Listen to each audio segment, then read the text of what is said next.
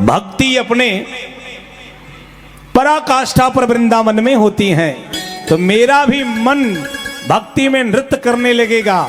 मैं पहुंचा तो मुनिवरों, तो मैंने बड़ा एक आश्चर्य देखा। सनकादिकों ने पूछा, वृंदावन में आश्चर्य? कौन सा आश्चर्य देखा? दर्शन हुआ क्या तुलसी महारानी का? कन्हैया का दर्शन हुआ क्या?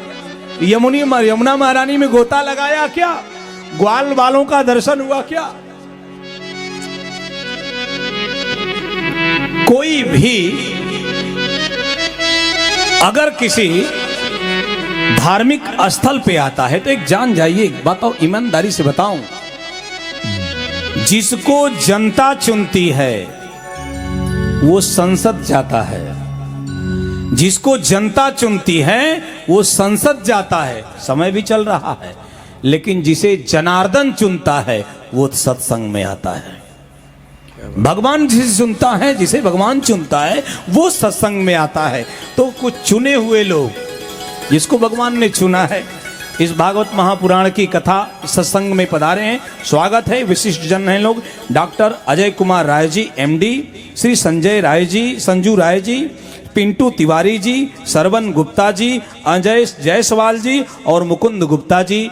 आप सभी का बार बार स्वागत है। एक बार जोरदार तालियों से स्वागत करिए। बहुत बहुत साधुवाद, बहुत बहुत धन्यवाद। नारद जी से सनकादिकों ने कहा, दर्शन हुआ क्या? नारद जी ने कहा, दर्शन तो अच्छा हुआ, और जिसका दर्शन हुआ वही दर्शन करने के लिए तो मैं आया था।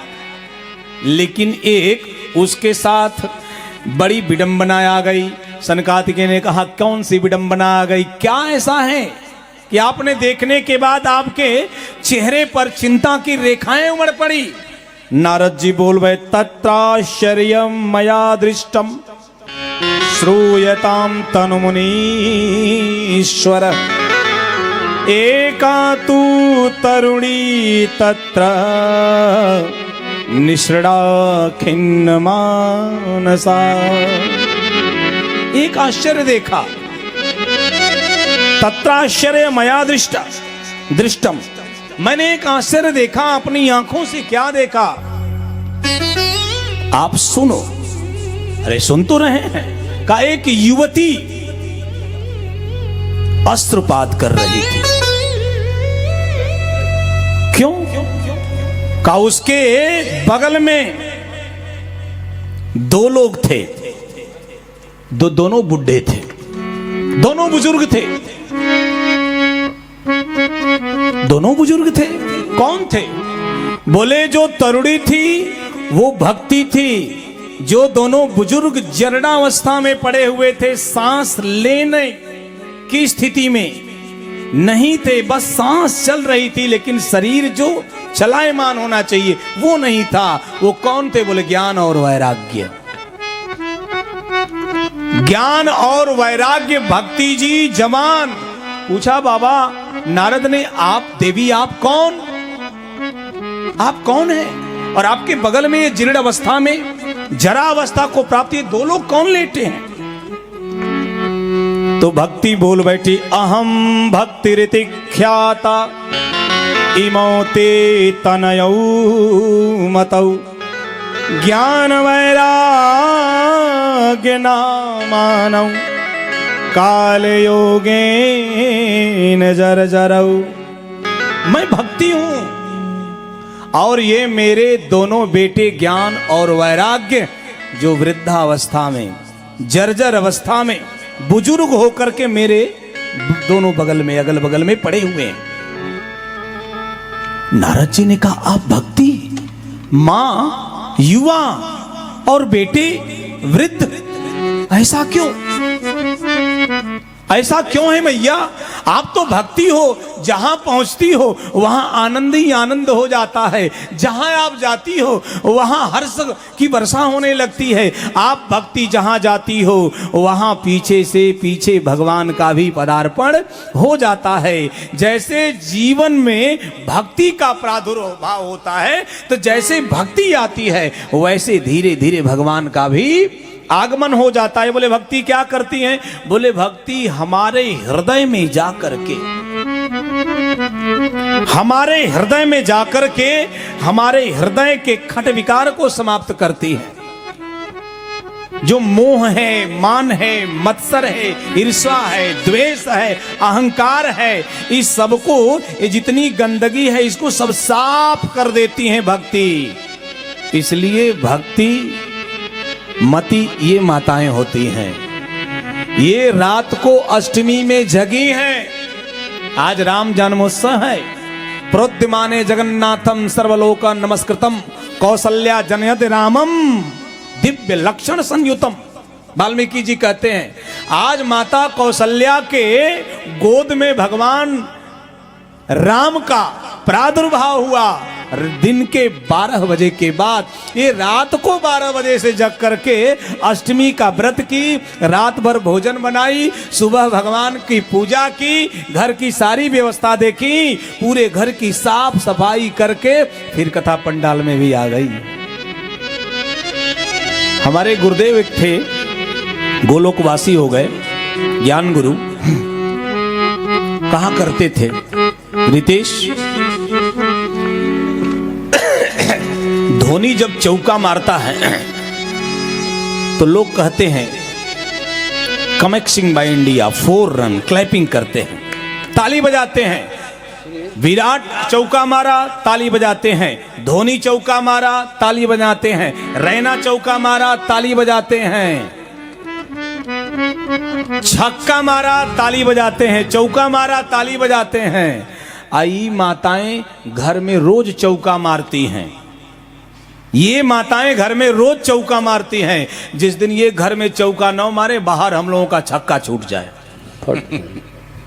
क्यों है ना गुरुजी? रोज चौका मारती हैं, एकदम फ्रेश करके पूरे घर को एकदम तैयार करके पूरा, जय श्री राधे, एकदम मेंटेन कर देती हैं। तो ये भक्ति है। ये इन्हें पता है रामनवमी कब है, इन्हें पता है कृष्ण जन्माष्टमी कब है, इन्हें पता है पुत्र ज्योतिका व्रत कब है, इन्हें पता है हमारे यहाँ एकादशी कब है। अब आप कहोगे रितेश बाबा हम लोगों को क्या पता है? हम लोगों को तनख्वाह की तारीख और मुकदमे का दिन याद रहता है, ये हम जानते हैं। बाकी ये जानते हैं ये धर्म की धुरी है, इनसे धर्म टिका हुआ है, हम लोगों से नहीं।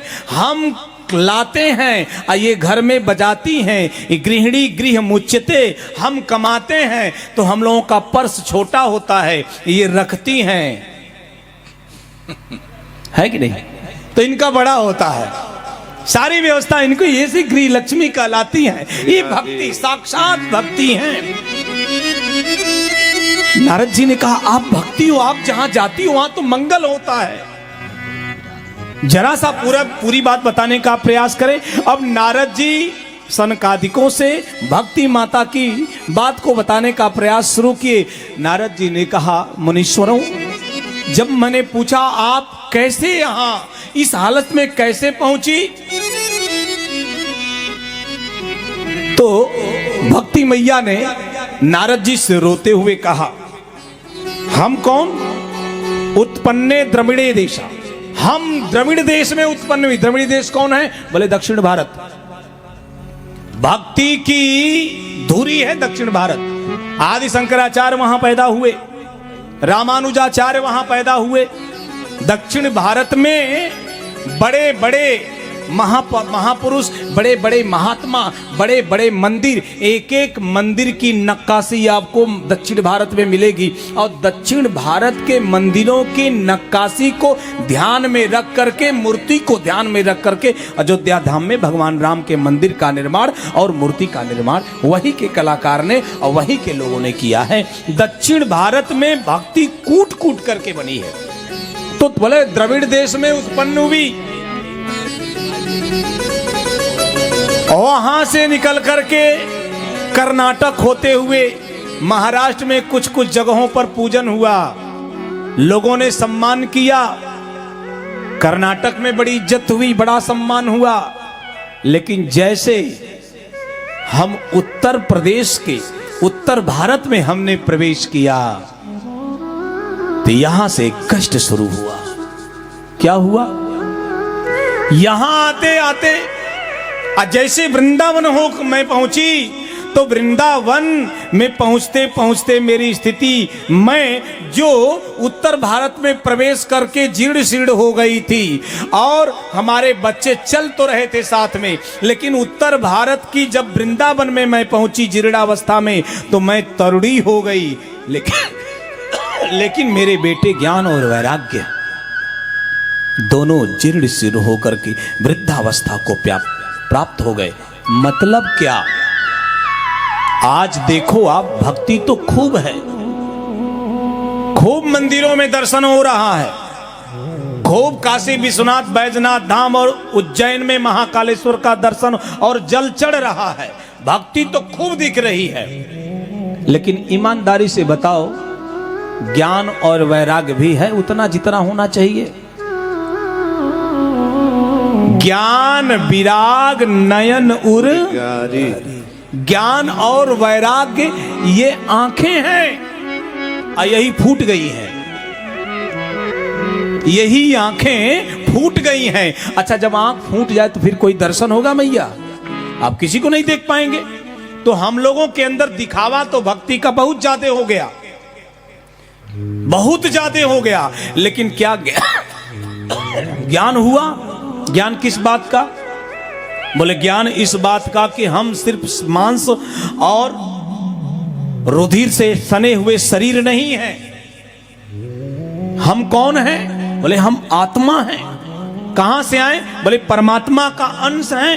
ममे वांसो जीवलोके जीव भूता सनातना मना कष्टान इंद्रियाण प्रकृत स्थान करसती। हम उस ईश्वर के अंश हैं जिसने धराधाम पे हमें भेजा।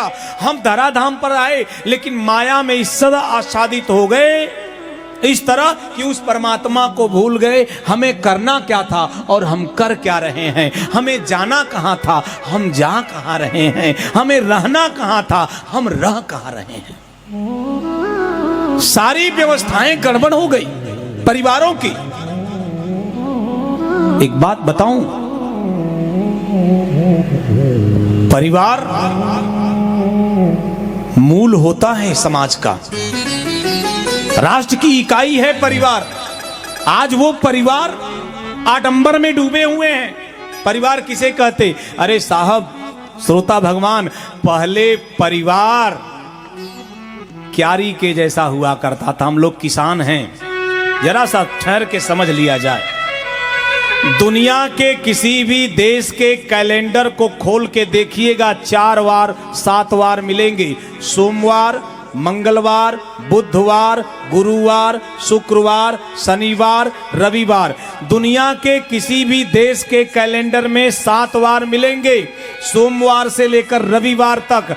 आदमी चाहता है मेरा सोमवार सुखी हो, मेरा मंगलवार सुखी हो, मेरा बुधवार सुखी हो, मेरा गुरुवार सुखी हो, मेरा शुक्रवार सुखी हो, मेरा शनिवार सुखी हो, मेरा रविवार सुखी हो। ये 7 दिन की कथा, ये 7 वार की व्यवस्था, ये 7 वारों में जीवन को जीते हैं। लेकिन 7 वार में जीते जीते जीवन जीवन नहीं, वार हो गया है, युद्ध के जैसा हो गया है, द्वंद्व के में फंसे हुए हैं। हम अद्वैत न द्वैत में इस कदर से फंसे हैं कि हमें यह नहीं पता है कि हमारा वास्तविक जीवन का संकल्प क्या है। दुनिया के 7 वार में व्यक्ति सुखी रहना चाहता है। हर कोई चाहता है मेरा सोमवार सुखी हो, मेरा रविवार सुखी हो। लेकिन सुन लेना श्रोता भगवान, आपका 7 वार कब सुखी होगा? एक दुनिया का सबसे बड़ा वार है, वह 8वां वार है। अगर वह सुखी है तो 7 वार सुखी हैं, और वो वार है आपका परिवार। अगर आपका परिवार सुखी है तो आपका सोमवार सुखी है, आपका मंगलवार सुखी है, आपका बुधवार सुखी है, आपका गुरुवार सुखी है, आपका शुक्रवार सुखी है, आपका शनिवार सुखी है और आपका रविवार सुखी है। अगर आपका परिवार दुखी है, आपका सारों वार दुखी है। क्यों दुखी है? आज परिवारों की स्थिति क्यों ऐसी हो गई?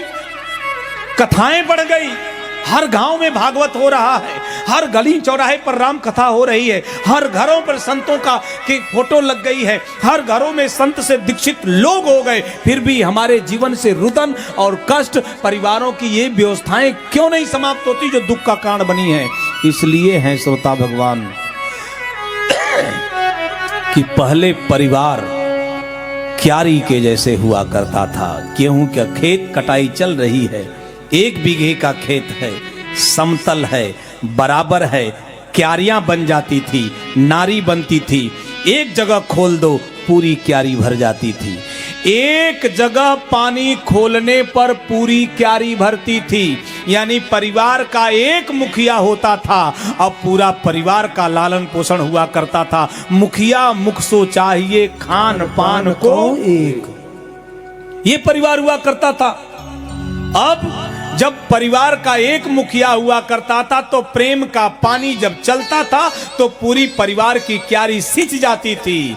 अब हम क्यारी नहीं हैं, अब हम लोग वेल क्वालिफाइड हैं, हाई एजुकेटेड हैं, बड़ी यूनिवर्सिटी से बड़ी डिग्री लेकर के आए हैं। और जब ज्यादा हम क्वालिफाइड हो गए तो हम अब क्या हो गए? अब क्यारी नहीं हो गए, बंगले में गमला देखे हैं? गमला, बंगले में एक गमला, बगल में दूसरा, उसके बगल में तीसरा, लगातार गमले लगे हैं। लेकिन गमला और क्यारी में यही अंतर है कि क्यारी में एक जगह खोल दो पूरी क्यारी भर जाती थी। अब गमला संस्कृति पैदा हुई तो कैसी है? एक गमला में कितना भी पानी दे दो, वो गमला दूसरे गमले को एक बूंद पानी देने वाला नहीं है। यही परिवारों की स्थिति है, यही परिवारों की स्थिति है। इसीलिए परिवारों का विखंडन, परिवारों से प्रेम मरता जा रहा है, परिवारों का संस्कार मरता जा रहा है। आदमी क्या हो गया? बोले हम हैं, हमेश हैं, बाप पूत, बस। अब तो ये हो गया, अच्छे लोग डॉक्टर साहब बैठे हैं, सामान्य डॉक्टर नहीं, एमडी डॉक्टर साहब बताएं आपको। अब तो ये हो गया है कि आजकल के बाप इतना डर रहे हैं कि अगर बेटा अधिकारी बड़ा हो गया तो क्लियर है कि हमारी सेवा बुढ़ौती में होने वाली नहीं है। वो जानता है कि नालायक जो मेरा बेटा होगा वह मेरी सेवा करेगा, ये दिमाग में रन कर रहा है समाज के। आज जाइए गांव में घूमिए, अच्छे जगहों पे जाइए, आपको बताएं ये भावना घर करती जा रही है, ये स्थितियां हो गई है। इसके जिम्मेदार हम स्वयं हैं। विद्या ददाति विनयम, मां के गर्भ में जाते हैं, 9 महीने मां के कोख में रहते हैं, मां हमको खून पिलाती है, अपना दूध पिलाती है, अपने फटे कपड़े पहनती है, हमको बढ़िया कपड़ा पहनाती है, अपने अनपढ़ रहती है, हमको पढ़ा लिखा करके अच्छी तरह से एजुकेटेड कर देती है, अपने भूखे रहती है, हमको बढ़िया भोजन कराती है। अरे हम मांस के लोथड़े के रूप में पैदा होते हैं, उस मांस के लोथड़े को सजा करके संवार करके मनुष्य की योनि में पहुंचा देती है। और जब हम ये मनुष्य बड़े हो जाते हैं, अच्छी डिग्री लेते हैं, बड़े स्कूलों में पढ़ लेते हैं, अच्छे एम्प्लॉय हो जाते हैं, सरकारी नौकरी कर लेते हैं, तो उस बुढ़ौती में माता पिता को, हम जो माता पिता हमको मनुष्य योनि में पहुंचाए, उन्हीं माता पिता को खींच कर के मनुष्य की योनि से बंदर की योनि में पहुंचा देते हैं, कभी इस डाल पर कभी उस डाल पर, और कहते हैं हम पढ़े लिखे हैं।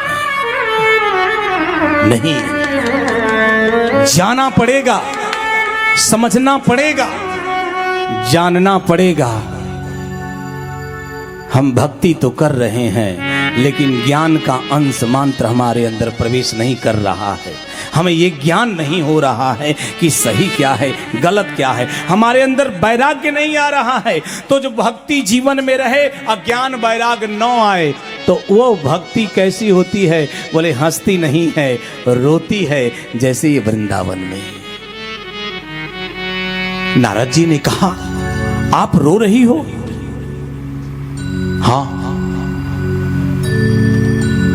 तो एक काम करो,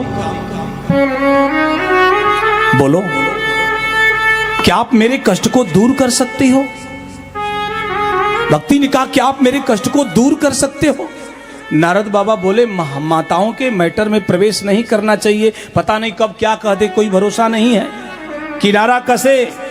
भक्ति ने कहा भो भो साधो षडं तिष्ठ मच्चिन्तामपि नाशय दर्शनं तव लोकस्य सर्वथागहरं परम। भो हे साधु, हे साधु, क्षण मात्र के लिए ठहर जाइए, मेरे चिंता का नाश करिए। आप साधु हो, आप संत हो। संतों के दर्शन मात्र से कहा गया सरदा तप निसि ससि अपहरहि संत दरस जिमि पातक तरई। संत के दर्शन मात्र से जीवन के पातक तर जाते हैं। आपका दर्शन हो गया, इसलिए एक बार हमारे समीप आकर के मेरी वेदना को दूर करने का प्रयास करिए। नारद जी पहुंचे, और जब पहुंचे तो भक्ति ने पूरी बात अपनी बताया। नारद जी ने कहा, हम आपके इन दोनों पुत्रों के कष्ट को दूर करेंगे। आपके आंखों से गिरती हुई गंगा जमुना की